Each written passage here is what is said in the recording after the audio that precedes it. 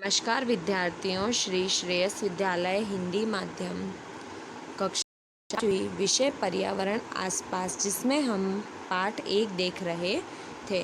चलिए अब उसके आगे की चर्चा करते हैं। क्या तुम्हें अपने घर के लोगों के कपड़ों से गंध आती है? किसके? कभी किसी भीड़ से भरी जगह जैसे मेले में, बस में, ट्रेन में आदि में तुम्हें गंध का एहसास हुआ है? बताओ कैसे, ऐसा क्यों? आज रजनी को किसी ज़रूरी काम से कहीं जाना पड़ा। अपने 6 महीने के बेटे दीपक को वह अपनी बहन सुशीला के पास छोड़ गई। सुशीला की अपनी भी बेटी इतनी ही छोटी है। मज़े की बात तो यह हुई कि दोनों बच्चे एक साथ पॉटी कर दी।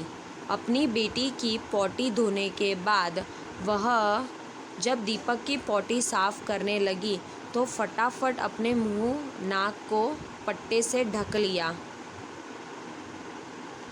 सोचो और चर्चा करो। सुशीला ने अपनी बेटी की पॉटी साफ करते समय तो मुंह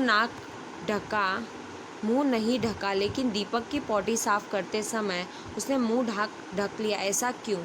जब तुम कूड़े के ढेर के पास से गुजरते हो, वहाँ की गंध तुम्हें कैसी लगती है? और उस बच्चे के बारे में सोचो जो दिन में कई घंटे इसी कचरे के ढेर में से चीज़ें बीनती है। क्या गंध का अच्छा या बुरा होना सभी के लिए एक जैसा होता है, या इस पर हमारी सोच का असर भी पड़ता है? देखिए प्रश्नों के उत्तर। क्या तुम अपने घर के लोगों के कपड़े सूंघकर बता सकते हो कि कपड़े किसके हैं, और किन्हीं 2 लोगों के कपड़े सूंघकर पहचानो? नहीं, मैं ऐसा नहीं बता सकता हूँ। चलिए अब आगे का प्रश्न। सुशीला ने अपनी बेटी की पोटी साफ करते समय तो मुंह पर कपड़ा नहीं बांधा, लेकिन दीपक की पोटी साफ करते समय उसने मुंह पर कपड़ा बांध दिया। ऐसा क्यों? ऐसा इसलिए कि जब ये सोचते हैं कि कोई वस्तु गंदी है तो हमें गंध आने लगती है, इसीलिए उसने अपनी बेटी की पोटी साफ करते समय कपड़ा नहीं बांधा और दीपक की पोटी साफ करते समय कपड़ा बांधा।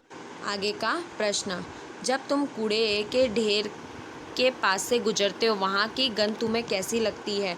उस बच्चे के बारे में सोचो जो दिन में कई घंटे इसी कचरे के ढेर में से चीज़ें बीनती है। जब हम कूड़े के ढेर के पास से गुजरते हैं तो वहाँ की गंध हमें बहुत बदनुमा लगती है। जो बच्चा कूड़े के ढेर से चीज़ें बीनता है, उसका दिमाग उस गंध का अभ्यस्त हो जाता है, इसीलिए उसे गंध से दिक्कत नहीं होती है।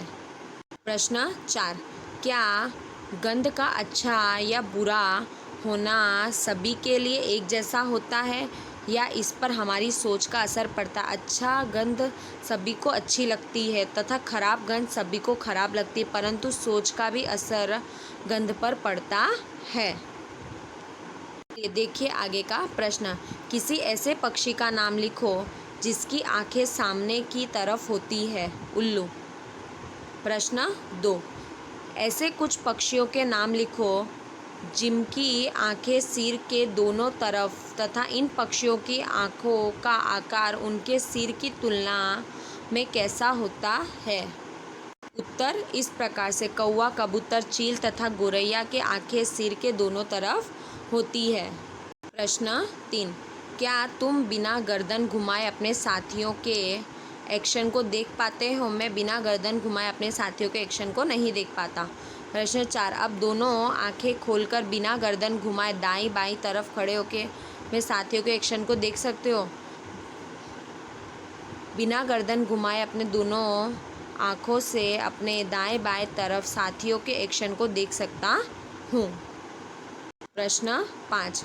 दोनों तरीकों से देखने पर क्या अंतर है?